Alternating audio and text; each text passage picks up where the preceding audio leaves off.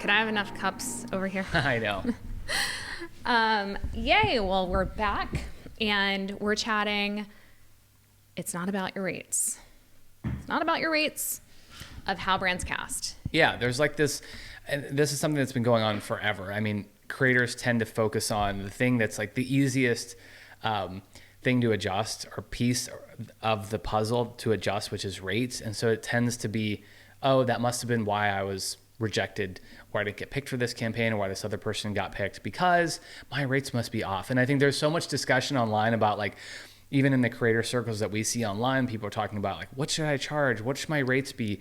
Is there a formula? What's this framework that I should use for my rates? And like, yes, in general, there's kind of like, there's a range of like what you're worth as a creator in the market, or what creators are worth and what they should be charging. But like, that's the, I think the people tend to get hyper focused on that versus all these other things and factors that happen when brands and agencies are deciding who to select for a campaign. Right. So that's what we're going to talk about, is like, it's not just about the rate. That's one factor, and it's usually one of the last things. But there's all these other kind of filters that creators go through first when brands are selecting creators. Yes.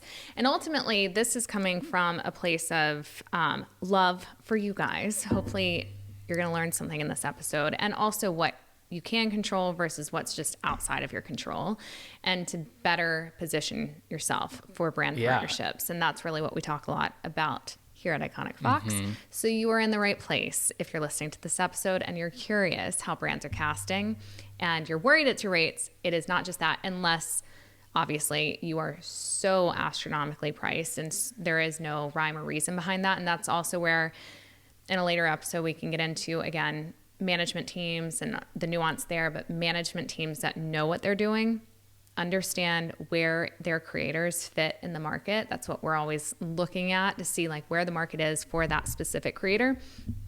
And what we're not going to do, and what we feel good about, is the art and science behind how we are pricing a creator and the deliverables and the scope, because we don't know what's coming in a month from now. I mean, our conversations are happening all of the time, every single day with brands and agencies, but we don't necessarily know what's right around the corner. And so we're always trying to predict on if we're locking in exclusivity with an alcohol brand, we're heading into the holidays, and someone is really known in that space.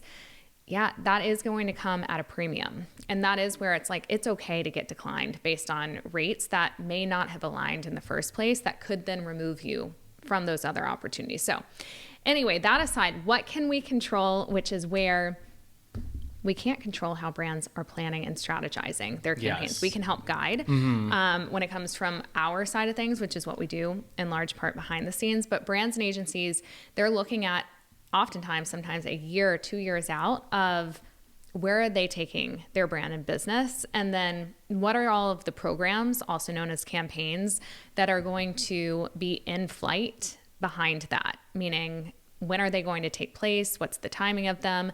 What's the target audience? Who's the customer they're trying to reach?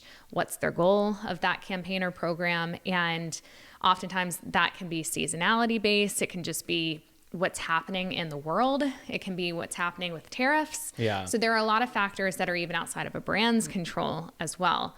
So that is important to set the tone, because of the fact that those factors and nuances are what dictate who they're looking for in terms of creators and who they're casting. And how can we better position ourselves as creators? I think it's good to understand at a high level, it's really about, are you a good fit? Are creators a good fit for a specific campaign? That's really what it's about. It's not about the rate. The rate is one part of that factor or that formula of like, are you a good fit? But that's just a portion of it. That is not the main guiding factor, even though we see this a lot. Brands and agencies, if a creator didn't get selected, we'll check in. Hey, why weren't they selected? Or creators come to us and they're like, I always hear brands tell me like, oh, it's because because it was budget related.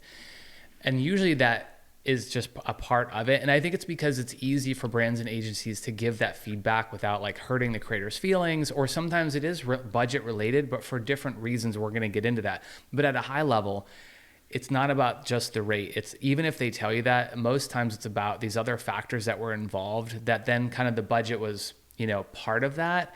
But at the end of the day, it's, are you a good fit for that specific campaign? Not even are you a good fit for the brand? Because we see that too. Creators are like, wait, I didn't get picked. This other creator got picked, and I'm just as good of a fit as that other person. Like, I'm a perfect fit. Or I'm a better fit. Yeah. Yeah. And a lot of times it's not because of that. It's because that specific campaign, they were looking for a certain type of creator, and it could be all these little nuances that we're going to talk about. Right. Or they did have a really small budget, and they're like, wait, I just worked with that brand last year, and it was like, 3 times higher at that time for casting. And now all of a sudden it's, 3 times less. And the reason for that is because not every campaign, to your point, is going to be the same exact budget and the same exact casting. Yeah. And that's all the nuance to it. So that's where it's important to really value yourself in the space as a creator, and make sure that the team that you're working with is experienced and understands the market and understands where that creator fits in the market, and stand behind your pricing. Be flexible, but stand behind your pricing, have reason for that. But let's dive into what brands are looking for. Some of the other factors that aren't related. And usually that first part is the strategy and like the audience, like who they're trying to target, what's the strategy behind the campaign.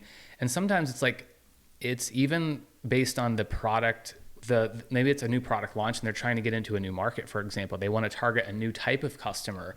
So even though you worked with them in the past, like you said, sometimes campaigns, the brands are like, we're targeting a completely different audience. And so that relates to you as a creator and your audience and your community. So, we talked about this before, but brands, they look at creators as like kind of a gateway, or like who they're going to be reaching if they work with that creator. So yes. Creators kind of represent their audience as a whole, even though everybody's different behind the scenes and who's following you. You're a representation of your audience. And so, the interest level. And the interest level, yes. Yeah. And like your style of content and like who you are as a person, your personality, where you live, all of that kind of factors into when brands are making a decision on who they're trying to target ultimately. They're looking at you to say, okay, can we reach that target audience? Is this creator, do they kind of check off as many boxes as possible to reach who we're trying to reach? Yes. And that's a reality of it. So I think also thinking about having a clear message with your content to make sure that whatever campaigns / brands and segments of the industry that you're trying to attract in, you're sharing content consistently that aligns with that to hook them. And then ultimately the brand from there is going to double click into, if you've at least gotten them in the door with interest, meaning your audience aligns, you align, your content pillars align, consistently sharing that content enough repeatedly aligns to whatever brand this is, then they're going to double click into, okay, they're going to see where your audience is located, what engagement you're having with your community, meaning like, are you meaningfully engaging in comments with them? Do they genuinely seem connected to you? Do you talk in your content? Those are things that then brands are going to look at and see, okay, do they stand out enough among these other, maybe it's in the food and bev space and they're looking for creators that do a lot of hosting content. So what makes you different between you and other creators that touch on food and bev and have hosting content? Mm-hmm. Like, what is it? Is it your personality? Is it your style of content? Is it a mix of that? Is it your location you're in is just stunning? Like, what is it that makes you so different? Do you have an expertise, which is, we'll be talking about this soon, being a multi-hyphenate creator? Yeah. Meaning, are you someone who even has layers to your brand and business? Like, you're a chef by day. You've also taught yourself photography and videography. You also do a bit of food styling, and you have cookbook coming out, or you have a catering business. Like, what is it that then all these layers that drive interest to your brand make you such a multi-hyphenate, interesting person for them to be like, wow, that person is not just food and bev. Yeah. And they're not just hosting. And are you engaged and active on your account? Like you were saying, not only are you responding to DMs or comments rather, but are you actually engaged? Are you posting enough in a way that brands are like, okay, you're active enough on your account for us to want to work with you? Because yeah, that's a factor. Sometimes we see creators who come to us and they're like, hey, I'm not getting as many brand deals anymore. Like they kind of trickled off, or I'm not getting the brands that I want to work with. We look at their account and they're barely posting any organic content. It's like they only post when they have a sponsored deal. And I think sometimes creators think it's like a rite of passage to only be posting when you have sponsored content, but it's the opposite. There should be a much higher ratio of organic content to sponsored content. And brands look at that. I mean, they've told us directly, even agencies are like, oh, the first thing we want to look at are how active and engaged are they on their content in terms of posting, engaging with their community. Right. And it's not just about, and we understand there's a lot of effort that goes into creating content.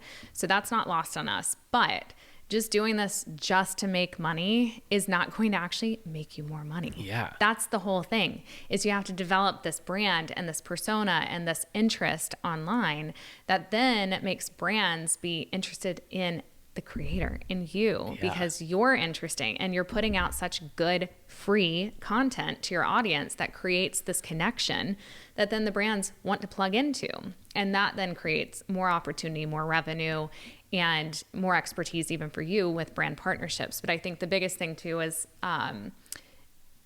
really taking a good look at your feed and your bio to make sure that what it is, as almost your business card, that you're looking to attract in is what you're actually sharing about. Of course. So for example, if you are a fashion creator wanting to attract more food and bev partners, but you literally flood your feed with just fashion and no food and bev, yes, maybe once in a while you'll get that random food and bev deal that's targeting a fashion audience, but in majority of the campaigns, they're not going to be food and bev. So just thinking about the structure and strategy behind your look and feel of your feed, and also of even your bio and the keywords there, and we won't get into the deep dive there, but making sure essentially you have this business card lined up that is scroll stopping to brands to see, like, I'm telling you everything that you need to know about me in 5 seconds. If I have to take more than 5 seconds as a brand or agency when they have thousands of people to sift through,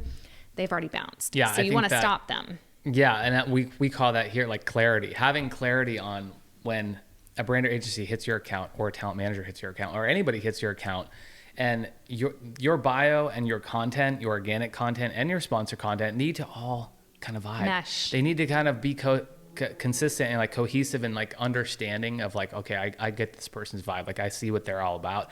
If someone has to guess and like, wait, a brand or agency finds you through, maybe you have a great bio, or like you really built out your bio and somebody found you through some keywords or whatever, but then they see your content and it's like it's not consistent with what you're telling them in the bio, then that's a huge like red flag to them, and it kind of can turn them off, and you didn't make it through that first filter. And so those are things you have to be thinking about. And I think it's also less about trying to like mold.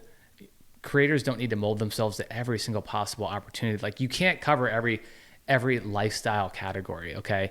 But creators need to be thoughtful of like kind of their purpose and like their lane. And it's okay that you're not getting selected for certain campaigns. If anything, that's great. You want to be working with the brands who want to work with you, and like you're a great, amazing fit for those campaigns because you're going to probably get paid more. You're going to enjoy it more. The brands are going to enjoy working with you more. There's going to be more trust with your audience. Exactly. So like, I think understanding, having that purpose, because sometimes we see creators who are like too broad, they're not like focused enough. And then we see some creators who get so hyper focused on like, I want to be like a home creator. So they're only showing like interior shots of their home, but they're not showing anything else. And then they're like, I'm not really getting any home brands either. Like I rarely get them. I feel like I would be a perfect fit for a home brand. And the home brands are like, no, but you're not showing enough of like how you live in your home. Yeah, organic content, how you live in your home. How do you live in your space? Yes. Because I see 5 million beautiful homes on social media, just like we see 5 million beautiful people on social. So having beautiful stuff is fine. That's great. But the deeper levels are really what brands are looking for now. Mm-hmm. Like pretty is not going to pay the bills. Yep. And ultimately that's really where diving into those other layers, that's why multi-hyphenate creators matter in the space. It's getting deeper with the content and and And and drilling into the layers of your expertise in the space, and also providing more value to the community that then brands want to plug into. And it's also creating opportunities that brands can easily see themselves plugged into. If you don't ever show, even in your cover images, like product placement opportunities, it's going to be really hard for brands and agencies to sit there and be like, okay, then how would this naturally integrate? And I don't mean like an ad type of way, because oftentimes we're seeing, and we love this, brands not wanting to be just like fully freaking in your face like this. Yeah. They want to feel naturally integrated, and that's what they're looking for. The good ones and I are think looking for. Yeah, totally agree. And this is where it circles back to posting enough organic content. Right. Those are giving you the opportunities to be found by brands. You shouldn't have to feel like you have to chase brands down and convince them to work with you. And we're going to go deeper into that another episode. But the whole idea of like pitching and trying to convince brands to work with you, that used to work a long time ago when it was like a new thing. But now there are so many creators who are doing that. And yes, it can work in some cases, but like that's a different strategy. But in our opinion, you're better off attracting the right brand. So yes, if you do reach out to them, you're kind of like, we've said this before, like you are the pitch. Like it should be a no-brainer. You shouldn't have to send them a 10-page PDF on why they need to work with you, or like this new project or thing that you have coming up before you even know what they're planning. Like, how do you even know? So it's that those just happen to work if it's timing and if it's like a cold pitch. And it doesn't work if you're not already integrating all of the styles of content into your feed that they're then going to look at. So even if you do have an amazing project, which we've had, for example, home projects or book tours or whatever the case may be, that we think are such a no-brainer to brands. But if that person is not already, which in our group, they're already trained up and doing all the right things. But if you're going to them and saying like, you would be a great fit as this fashion creator going to a home brand, but you're not showing anything home related. You're just saying like, oh, I have this new place coming, but I haven't showed it ever in my feed. Then what are they supposed to do with that? Yeah. What would a home brand, if you were that home brand, why would that make any sense when they have 5 million other beautiful home creators to pick from?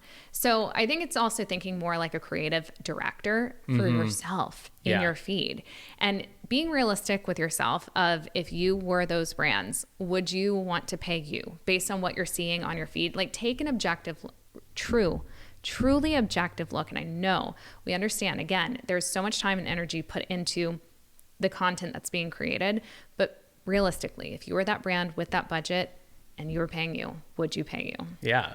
And I think that's a great example of like a question that creators can ask, even when you're posting content organically. What is the content that you're posting? Does it have purpose? Are you giving people value? Are you sharing your expertise versus just making it look good on your feed?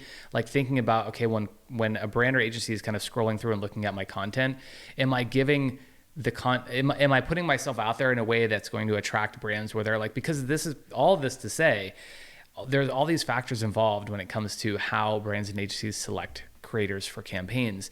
And so you want to be putting your best foot forward when you're posting content and not just making it about you all the time. It should be about your community and what you want. If you want to be taking on brand deals, if you want to be working with high quality brands and you feel like you're worth a certain value, then you have to be showing that in your content. And a lot of that comes down to, like you said, posting enough organic content and creating purpose and and expertise and showing things beyond just trying to be a full-time professional content creator, so to speak. And we're going to talk about this in another episode where we're seeing this shift away from, like you were saying, we're seeing more multi-hyphenate creators and people becoming influencers, and that's becoming more important. And all of that to say, because they're showing more than just themselves. Yes, exactly. And that's what brands are looking for with these campaigns. And then there are the wild card factors of things like they're valuing diversity. So certain ethnicities that they want to ensure are represented on their campaigns. They may have certain personality types that they're looking for. Someone who is showing a certain style of content. So there are all of these nuances, including location, not just where your audience is located, but where are you located? What do you have access to? Is that product launch in your area, like you said earlier? So there are these wild card factors that are outside of, in some cases, outside of your control, and that as they're casting and determining where to put the budget, like a puzzle piece, they are looking at the factors in your control are your content, are your personality, are your expertise, and your bio, and making sure all of that's pulled together cohesively, and that you're targeting and that you're targeting the brands that you want to reach the campaigns of with all of that. But then there are all of the nuanced factors that are outside of your control. And ultimately that doesn't come down to rates. It comes down to where do you fit in the puzzle of brand casting. Yeah. And a lot of times rates are the final piece of that. Like they'll be a part of, if you can make it through all of these filters, then it's kind of like, then they're considering looking at your rate. And I think sometimes people think it's the opposite. It's like the first thing that people are looking at is your rate, when normally it's the opposite. It's the last thing they're looking at. Yeah. You just didn't make it through all of the other factors. And once you've made it through all of those factors and they're looking at your rate, then it's they have to determine, is it so wildly off from where they know you are in the market too? That's also part of this is if you're worth 20 to 30K and they only have 2 to 3K to spend, then they're also like, I don't want to even waste your time, be disrespectful, or waste our time and go back and forth knowing we really can't even get close to where you need to be and what we're asking with the scope because of where you sit in the market. So that is a factor, and that's okay, because the next campaign they plan, maybe they do have that budget. So it's almost like you got to hold off and got to know your worth, and you got to stand behind that. And then you got to just work harder to make sure that you stand out with those levels of expertise and also the consistency behind the content to attract those brands in and get through those different levers that then get you to the end to decide, is it the right fit? So with all of that, hopefully this gives you guys a little bit of clarity into, it's not just the rates that end up